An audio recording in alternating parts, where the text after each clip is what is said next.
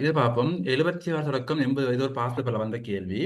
இந்த pass paper கேள்வி வந்து இது நான் இயரை போட்டிருந்தேன் 2017 நினைக்கிறேன். இது 7 அல்லது 16.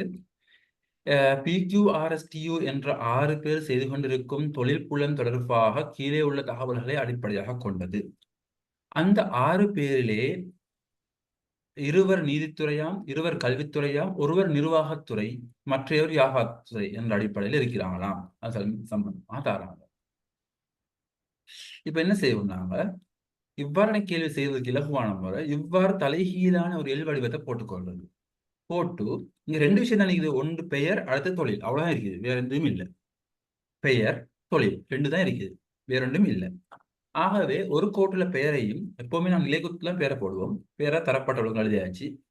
அடுத்தது தொழில் எழுதணும். வந்துட்டு தொழில் தரப்பட்ட இது மாதிரி பாருங்க, நீதித்துறை, நீதி, கல்வி, நிர்வாகம், வியாபாரம். இந்த 4 தான் இருக்குது. அதுல என்ன சொல்றாங்க, நீதித்துறையில 2 பேர் வரணுமா, கல்வியில 2 பேர் வரணுமா, நிர்வாகம் வியாபாரத்துல ஒவ்வொரு ஆள் வரணுமா.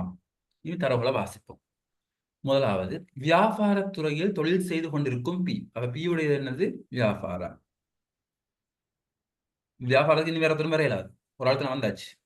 பி என்பவர் திருமணம் முடித்திருப்பது கல்வித்துறையில் தொழில் புரியும் எஸ் என்பவருடனாகும். இதுல உறவு முறையும் வருது. என்ன சொல்றாங்க, இந்த பி என்பவர் திருமணம் முடித்திருக்கிறது யாரையாம், எஸ் ஐயாம். அவர் எஸ் யாராம், கல்வித்துறையிலே வேலை செய்யறாராம். அவர் எஸ் கல்வித்துறையில வராரு. எஸ்ஸுக்கு நேராக கல்விக்கு ஒரு சரியான போட்டுக் கொள்ளுங்க. இங்க பியும் எஸ்ஸும் கணவன் மனைவின்னு சொல்லியிருக்கிறாங்க. அதையும் குறிச்சு கொண்டேன். குறிச்சு கொள்றோம். இது ஓகேயா? முதலாவது தரவு. அடுத்தது, யூ என்பவர் செய்யும் தொழில்துறையிலேயே தொழில் செய்து கொண்டிருக்கும் கியூ. அப்ப யூவும் கியூ இதுல வருவாங்க, ஒரே இதுல வருவாங்க சார். ஒரே இதுல வருவாங்க. ஒரே இதுல வரல, 2 பேர் ஒரே இதுல வரல. எதுல வரையில, நீதிலையும் கல்வியிலையும் தான் வரையில. கல்வியில ஒரு ஆள் ஏற்கனவே வந்தாச்சு. எஸ். யூஎம் கியூஎம் கல்வியில வந்து போடலுமா? இல்ல சார். அப்ப எங்க போடுறது?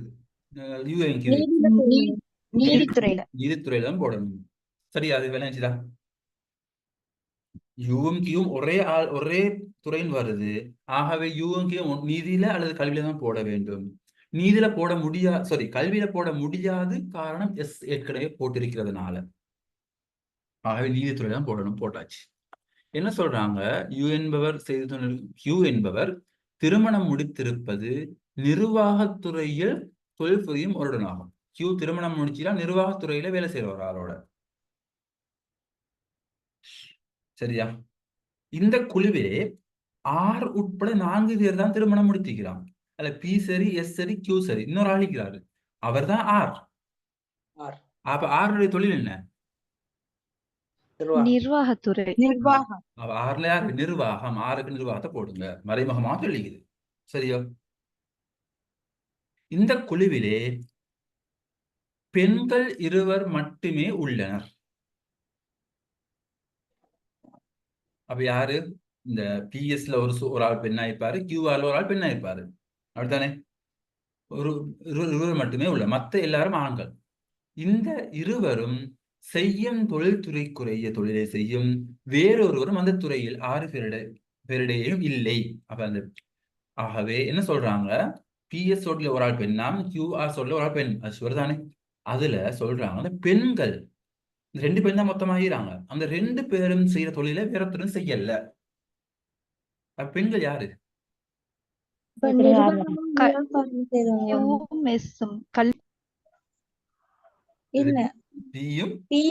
ஆறும் தான் பெண்கள். என்ன, வியாபாரம் வேறத்தரும் செய்யலாது, நிர்வாகம் வேறத்தரும் செய்யலாது, ஒரு ஆள் தானே? ஆகவே பியும் ஆறும் தான் பெண்கள். சரி, கல்வி இன்னொரு போடணும். நாங்க அதை போடாம வந்துட்டோம். யார் அது? நான் சொல்லிட்டோம், எல்லா தடவை குடிச்சிட்டு ஒன்று மிச்சம் எது? ஆறு குடிச்சாச்சு. நிர்வாகம் பி சரி, கியூ சரி, ஆர் சரி, எஸ் சரி. டி என்ன? டி கல்வி. சரியோ? ஆகவே நான் சொன்ன மாதிரி பெண்கள் வரணும். யாருன்னு பார்த்தோம் என்றால், பெண்கள் வருவது இந்த 2 பேருக்கும் வரக்கூடியவங்க தான் வரணும். அந்த 2 பேர் வர, பி ஒரு பெண், ஆர் ஒரு பெண். ஓகேயா? ஏன் சொல்லிடுறாங்க என்னது, குழுவிலே பெண்கள் 2 மட்டும் உள்ளனர். 2 செய்யும் தொழில்துறைக்குரிய தொழிலை செய்யும் வேற எவரும் அந்த 6 பேரிடையே இல்லை என்று சொல்லப்பட்டிருக்கிறதுனால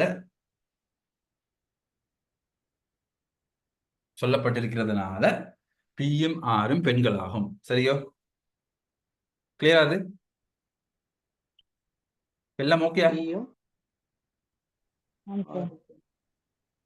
இப்ப கேள்வி, கல்வித்துறையில் தொழில் செய்து கொண்டிருப்பவர்கள் இவர்கள் யார்? கல்வித்துறையில எஸ்ஸும் டியும். இங்க எஸ் விடை இல்லை, ஆகவே டியை விடையா கொடுங்க. திருமணமான ஆணொருவராக இருப்பவர் இவர்களுள் யார்? திருமணமான ஆணொருவராக யார்? இப்ப பெண்களை தெரியும்னா ஆண்கள் சொல்லலும் தானே. எஸ் ஒரு ஆண், கியூ ஒரு ஆண். ஆகவே எஸ்ஸும் கியூவும் வரணும். எஸ் இல்ல, ஆகவே கியூ மட்டும் தான் விடையாக கொடுக்கலாம். இரண்டாவது, திருமணமான பெண்ணொருவராக இருப்பவர் யாரு? பி அல்லது ஆர் வரணும். ஆகவே பி. இந்த குழுவில் உள்ள இரு பெண்களும் யார்? பியும் ஆரும். மூன்றாவது விடை.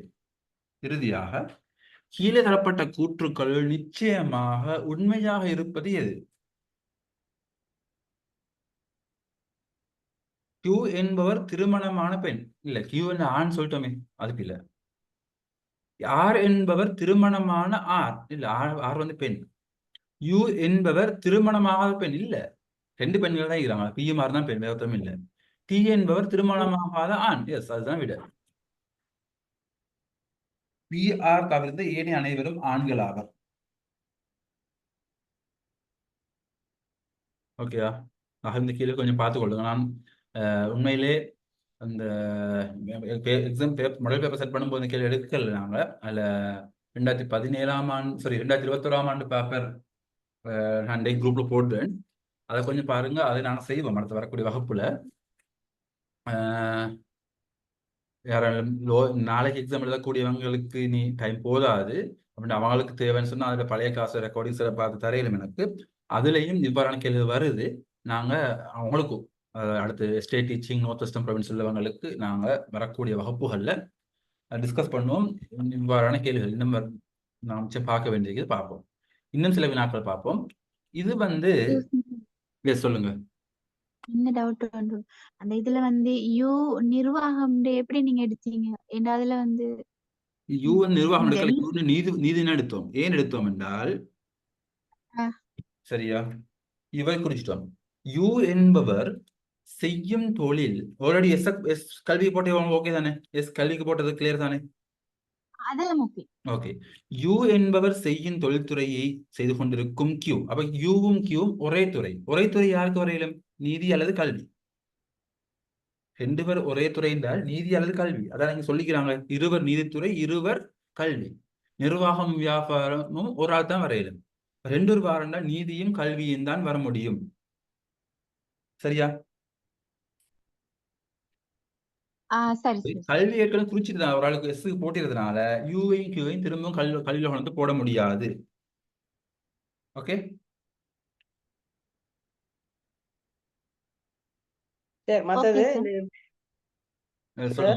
சொல்லுங்க. இப்ப வியாபாரம் வியாபாரம் செய்யுங்க, மற்றவர்கள் நிர்வாகம் கல்வி வர மாட்டாருன்னு அதுக்கு மார்க் பண்ண தேவையில்லையா? ஒரு க்ரோஷ் அடையாளம் சரி, எக்ஸ் சரி, அப்படி டைம் இதுதானே. பிழை இல்ல, போட்டா பிழை இல்ல. நீங்க க்ரோஸ் போட்டு கொண்டு போற பிழை இல்ல. ஆனா நீ இப்படி சொல்றேன், இப்போ திரும்ப சொல்றேன், உங்களுக்கு விளங்குறதுக்கான பேர் எழுதுறேன். நீங்க எக்ஸாம்ல பேசி நீதி கல்வி எழுதுற, நீ என்ன காணா நீனா வீணா போட்டா போதும். அழகா புல் வச்சு லைன் அடிச்சு நினைக்க தேவையில்லை. சரியா? உங்களுக்கு இங்க நான் அப்படி சும்மா நீ என்ன போட்டேன்னா உங்களுக்கு என்னத்துல விளங்காது. அதுக்கு நான் போடுறது. சரி, இந்த கேள்வி பார்ப்போம். 66 இது அதுக்கு அடுத்த வருஷம் வந்தது, அதுக்கு முன்ன வருஷம் வந்த கேள்வி நினைக்கிறது. 5 மாணவர்களின் திறமைகள் தொடர்பாக கீழே உள்ள தகவல்களை அடிப்படையாக கொண்டது. இங்க என்ன, இங்கேயும் 2 விஷயம் தான் இருக்குது. ஒன்று பெயரும் பாடமும் இருக்குது. அது நாங்க குறிச்சுக்கொள்வோம். பேரை தரப்பட்ட மாதிரி பார்க்கணும். சந்திரன் 2 வகை வரும்போது தலைகீழான நெல்வடி ஒன்று போட்டு நிலைக்குத்து கோட்டில் எப்பவுமே பேரை தான் குறிக்கிறோம். நாங்கள் வளமையா பேரை குறிச்சுக்கொள்வோம். சந்திரன், வித்தகன், அடுத்து அந்தகன், அடுத்து சந்திரன் குறிச்சிட்டோம். கந்தகன் வேற யாரும் நீரான பார்த்தீங்கன்னா தமரன் தமரன் 5 பேரையும் குறிச்சிட்டோம். பாடங்களை பார்த்தோம்னு சொன்னா, பாடங்கள்ல பார்த்தோம் என்றால் உயிரியல் ஃபர்ஸ்ட் உயிரியல் வருது, உயிரியலை குறிப்போம். அது இரசாயனவியல், எந்த ஒன்றையும் மிஸ் ஆகாம குறிச்சுக்கொள்ளணும், சரியா? இரசாயனவியல், அடுத்து பௌதிகவியல், அடுத்து என்ன சொல்லுங்க பாப்பா? வரலாறு. என்ன? வரலாறு, இறுதியாக கணிதம். கணிதம். Very good. இப்ப வாசிப்போம். சந்திரன் மற்றும் வித்தகன் ஆகியோர் உயிரியல் மற்றும் இரசாயனவியல். ஒரு ஆளை பார்ப்போம். சந்திரன் என்னவா? உயிரியலும் இரசாயனவியலும் திறமையானவராம். சந்திரனுக்கு போடுங்க உயிரியல், சந்திரனுக்கு போடுங்க இரசாயனவியல். அடுத்தது வித்தகனும் அப்படிதானா? வித்தகனுக்கும் உயிரியல் இரசாயனவியல். சரியா? குறிச்சிட்டோம். இரண்டாவது, அந்தகன் மற்றும் சந்திரன் ஆகியோர் இரசாயனவியல் மற்றும் பௌதிகவியல். அப்ப அந்தகனுக்கு போடுங்க இரசாயனவியல் மற்றும் பௌதிகவியல்.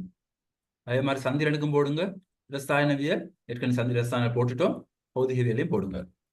கிளியரா? அது மூன்றாவது, அந்தகன், கந்தகன் மற்றும் தமரன் ஆகியோர் பௌதிகவியல் வரலாறு திறமையானவர். 3 பேரை சொல்றாங்க, ஒவ்வொன்றா குறிப்போம். அந்தகன், அந்தகன் வந்து பௌதிகள் குறிச்சாச்சு ஏற்கனவே, வரலாறுக்கும் டிக்கொண்டு போட்டுக்கொள்ளுங்க. கந்தகன் பௌதிகவியலுக்கும் வரலாறுக்கும் போட்டுக்கொள்ளுங்க. தமரனுக்கும் போடுங்க, பௌதிகவியலுக்கும் வரலாறுக்கும். தமரன் சரியா குறிச்சாச்சு. 3 பாயிண்ட் முடிஞ்சிச்சு. 4வது, தமரன் மற்றும் அந்தகன் ஆகியோர் ரசாயனவியல் மற்றும் கணிதத்தில் திறமையானவர். எப்படியா? தமரன், அடுத்தது அந்தகன். தமரனை ஃபர்ஸ்ட் குறிப்போம். தமரன் இரசாயனவியலும் கணிதம், இரசாயனவியலுக்கும் கணிதத்துக்கும் போடுங்க. தமரனுக்கு. அந்தகனுக்கு போடுங்க, என்ன போடணும்? இரசாயனவியல் போடணும், போட்டாச்சு ஏற்கனவே. கணிதத்துக்கு போடுங்க. இறுதியாக கந்தகன் மற்றும் வித்தகன் ஆகியோர் வரலாறு மற்றும் உயிரியலில் திறமையானவர்கள். கந்தகனுக்கு போடுங்க என்னத்துல?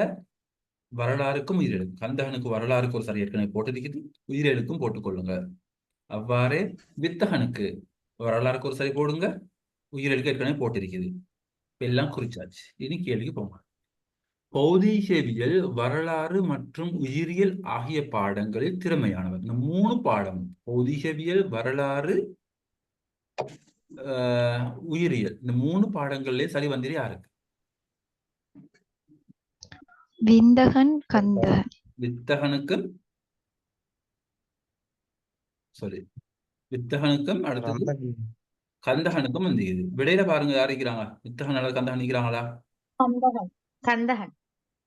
வித்தகனும் இருக்கார். சரி மன்னிக்கவும். வித்தகன் வந்து பௌதிகவியல் இல்லையே. அதான். சரி. அந்தகனும் தமரனும் இல்ல கந்தகன் மட்டும் தான், வேற ஒருத்தரும் இல்ல.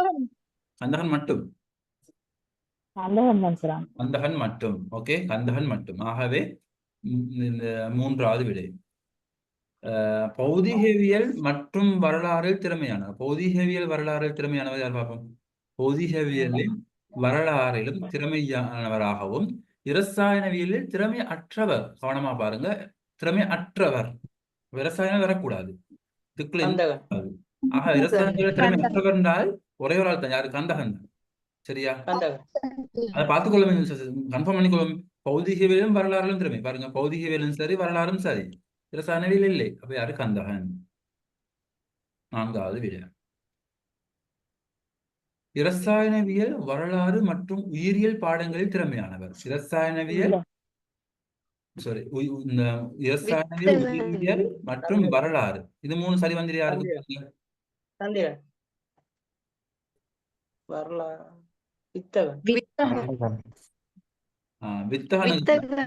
வித்தகனுக்கு தான் 3ம் சரி வந்திருக்குது. இரசாயனவியலும் சரி வந்து, உயிரிலும் சரி வந்து, வரலாறும் சரி வந்திருக்குது. ஆகவே வித்தகன் என்கின்ற விடை வந்து 4வது விடை. வரலாறு,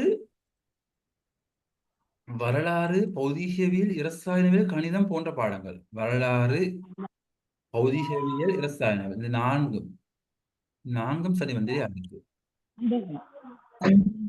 அந்தகனுக்கு வந்து இல்லையா? அந்தகனுக்கு வந்து அந்தகனும் தமரனும் வந்த விடை 1வது விடை.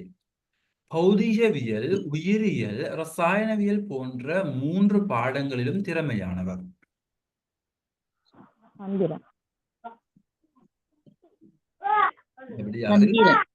பௌதிகவியல், உயிரியல். பௌதிகவியல் வர வேண்டும், ரசாயனவியல் வர வேண்டும், உயிரியல் வரம். இந்த மூணும் வந்து யாருன்னு பாத்தீங்கன்னா சந்திரன். சந்திரன் ரெண்டாவது விதி. ஆகவே இதை பிரிச்சு எழுதிட்டீங்கன்னா விட கொடுக்கல லேசி. பிரிச்சு எழுதுறதுதான் விஷயம்.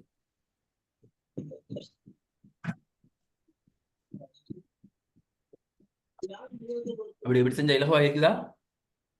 ஆமாம் சார். சரி, இந்த கேள்வி கொஞ்சம் வித்தியாசம்.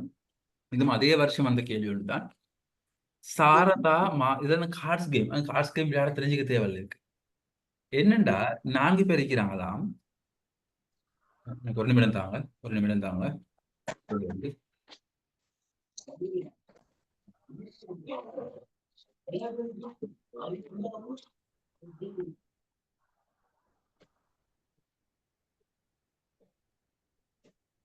இங்க 4 பேர் இருக்கிறாங்க. சாரதா, மாதவி, நிமலா, அமிலான்னு சொல்லி 4 பேர் இருக்கிறாங்க. அவங்க ஒவ்வொருவருக்கும் 4 சீட்டுக்களை கைகளில் வைத்திருக்கிறார். 4 கார்ட்ஸ் வச்சுக்கிறாங்களா? அந்த கார்ட்ல வந்து எந்த ஒவ்வொரு வருடதும் கைகளிலும் எஸ், ராஜா, ராணி, ஜே இந்த 4 சீட்டுகள் குறித்த ஒரு சீட்டில் உள்ளது.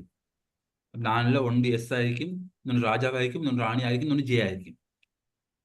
அதுலயும் அவர் கைகளிலே ஸ்கோப்பர், ஆரதன், கலாவர், டயமண்ட். அதாவது என்னண்டா உங்களுக்கு கார்ட்ஸ் நீங்க பார்த்தீங்கன்னா வழங்கியும் அதுல வந்து ராணி உள்ள கார்ட்ல பின்பக்கம் ராணி, முன்னால பார்த்தால் அந்த ஷேப் இருக்கும், டயமண்ட், அடுத்தது கலாவை, இந்த ஸ்கோப்பர் அப்படின்னு ஷேப்ஸ் இருக்குது. டைமண்ட் ஷேப்லது, ஹார்ட் ஷேப்லது அப்படி இருக்குதே. பின்பக்கம் ராஜா, முன்பக்கம் டயமண்ட் அப்படி இருக்குமே. அந்த தான் சொல்றாங்க. இப்போ ஒரு ஒவ்வொருத்தரும் 4 காட்டிக்குதான். அது பின்வரும் நிபந்தனைகளுக்கு பின்வரும் தகவல்களுக்கு அமைய இருக்குதான், தகவல்களுக்கு அமைய இருக்குதான். இது எப்படி செய்யறா? இங்கேயும் அதே வேலை தான் செய்யறது. தலைகீழான வடிவம் போட்டு முதலாவது பேரை எழுதி கொள்றது. சாரதா, மாதவி, நிமலா, அமிலா எழுதி போட்டு கடையான கோட்டுல இது எழுதுங்க. என்னது?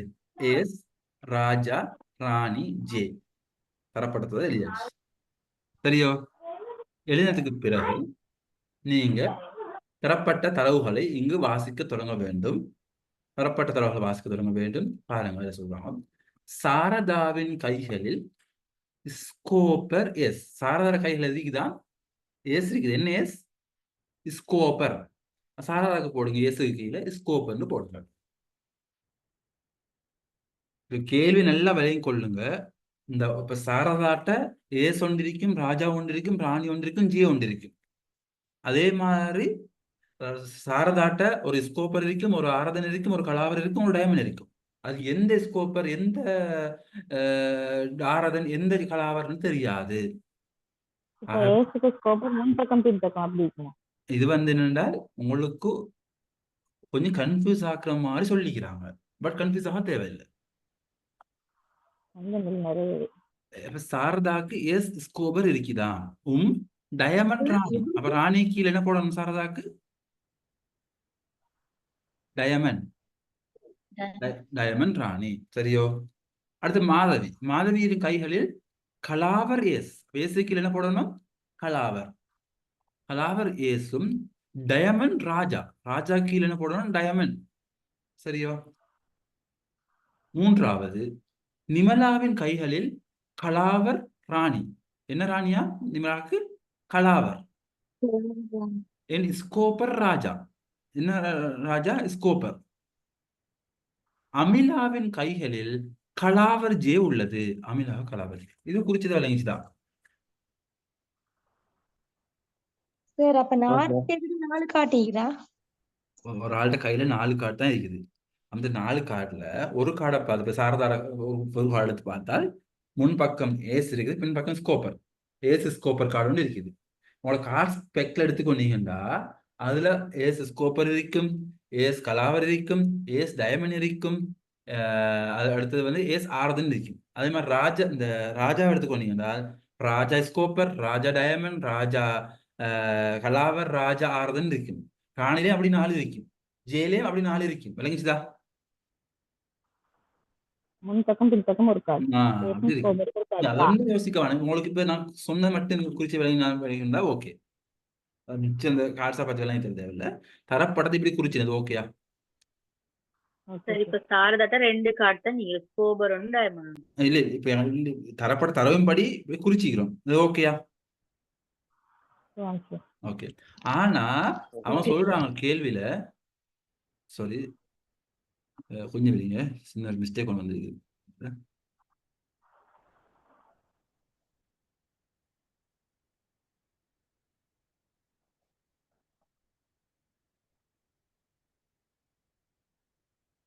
இன்னும் ஒரு நிமிடம் தாங்க, அந்த ப்ரெசன்டேஷன் சின்ன ஒரு மிஸ்டேக் ஒன்று செஞ்சுட்டு வந்துடுறேன்.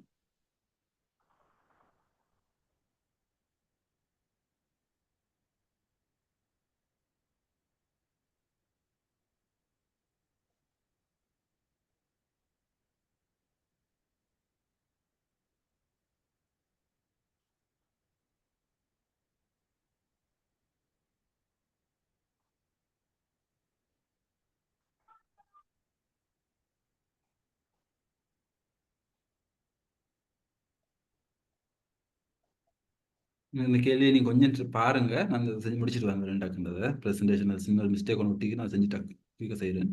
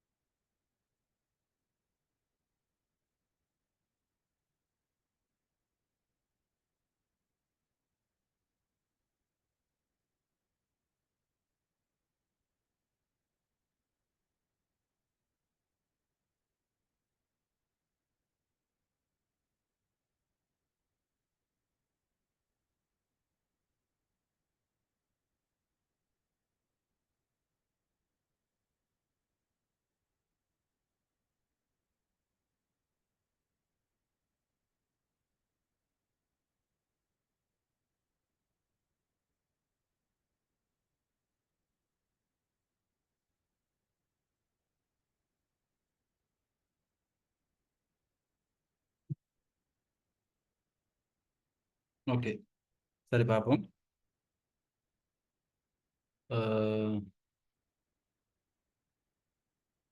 சரி, நாங்கள் இதுவரைக்கும் குறிச்சிருந்தோம் இல்லையா? நாங்கள் இதுவரைக்கும் குறிச்சிருந்தோம். தரப்பட்ட அமிலா, கடைசி அமிலாவுக்கு ஜே கொடுத்தோம். அமிலான் கைகளிலே கலாவர் ஜேன்னு கொடுத்தோம். இப்ப இதுவரைக்கும் குறிச்சிருக்கிறோம். இதுல இப்ப நாங்க சாரதா கையில 4 கார்டு இருக்கணுமே, 2 கார்டு தான் குறிச்சிக்கிறோம். ஸ்கோப்பரேசம், டைமண்ட் ராணியை மட்டும் தான் குறிச்சிருக்கிறோம். அதே மாதிரி மாதவிக்கு 4 கார்டு இருக்கணும். அதுல கலாவரேசம், ராஜா ஏசன் தான், இந்த டைமண்ட் ராஜாவை தான் குறிச்சிருக்கிறோம். விமலாவுக்கும் 2 தான் குறிச்சிருக்கிறோம். அமிலாவுக்கு 1 தான் குறிச்சிருக்கிறோம். அந்த சாரதாக்கும் 4 போடணும். சரியா? இப்ப இதுல பாருங்க, கலாவர் அமிலா கொடுத்தாச்சு, நிமலாக்கும் கொடுத்தாச்சு, மாதவிக்கும் கொடுத்தாச்சு. சாரதா கலாவர் கொடுக்கல. சாரதா கலாவர் கொடுக்கணும். எங்க கொடுக்கணும்? சாரதாக்கு ராஜல கொடுக்கணும். ஏன்னா கலாவர் ஏஸ் முடிஞ்சது, கலாவர் ராணியும் முடிஞ்சது, கலாவர் ஜெயும் முடிஞ்சது. ஆக கலாவர் ராஜா மட்டும்தான் பேலன்ஸ். கலாவர் ராஜாவை கொடுத்தாச்சு. ஓகேயா? சரியா? யாரு அடுத்தது இப்ப நீங்க சொல்லு. இப்ப பாருங்க. ஓகே, இப்ப பாருங்க. இதுல வந்து சாரதாக்கு வந்து ஸ்கோப்பர் சரி, கலாவர் சரி, டைமண்ட் சரி. எது எஞ்சி இருக்குது? எது எஞ்சி இருக்குது? ஆரதன். ஆரதன். ஆரதன் போடுங்க. ஆரதன். ஆரதன். ஆரதன் போடுங்க. ஆரதனை பத்தி பாப்போமா? இப்ப ஆரதன் கொடுத்தாச்சு. மாதவிக்கும் ஆரதன் கொடுக்கணும். ஏசுக்கு போட, ராஜாக்கு போடல. அது ஆரதன் போடணும் ராணிக்கும் ஜேக்கும். ஜேக்கு ஏற்கனவே ஆரதன் கொடுத்தாச்சு. அப்ப யாருக்கு ஆரதனை போடணும்? மாதவிக்கு ராணிக்கு மாதவி. ராணிக்கு தான் போடணும். ஏன்னா ஏற்கனவே ஜேக்கு கொடுத்ததுனால. ஓகே, சார் மாதவிக்கு ஜேக்கு ஸ்கோபர் போடலும். மொத்தம் 3 வந்துட்டுதான். வந்து போடலாம். அப்படி போடலாம். நான் ஆரதனை முடிச்சிட்டு வரேன். ராஜாவை பொறுத்த வரையில கலாவர் டைமண்ட் ஸ்கோப்பர் கொடுத்தாச்சு. எஞ்சிருக்கிறது என்ன? ஆரதன். ஆரதனை போடுங்க. ஓகே, ஆரதனை போடுங்க. ஓகே, அப்ப நிமலாவுக்கு ஆரதன் எங்க போடணும்? அது சொல்லுங்க பாப்போம்.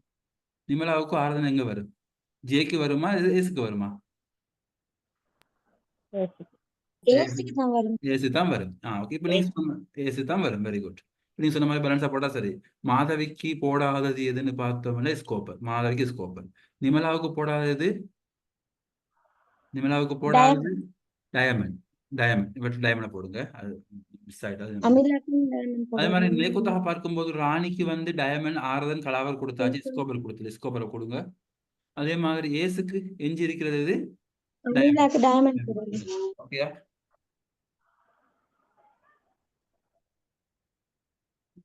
விளங்கிச்சுதா? ஓகே, இப்ப நீ கேள்விகள் கூட கொடுக்கலாம். ஓகே. டைமண்ட் ஏஸ் சீட்டு யாரும் கையில் இருக்கு? Diamond S. டைமண்டை பாருங்க. எஸ், டைமண்ட் எஸ் வந்து அமிலாக்கு. அமிலா 4வது. ஆரதன் ஜே. ஆரதன் ஜே. ஜேக்கு கீழே பாருங்க. ஆரதன் வந்து யாருக்கு? சாரதா 1வது விட. ஸ்கோப்பர் ராணி. ஸ்கோப்பர் ராணி. ஸ்கோப்பர் ராணி வந்து யாருக்கு இருக்கிறது? அமிலா 4வது விட. நிமலாவின் கைகளில் இருப்பது இவற்றுள் எதுவாகும்? நிமலாவை மட்டும் பாருங்க. நிமலாவை மட்டும் பார்த்தா என்ன இருக்குது? நிமலாவுக்கு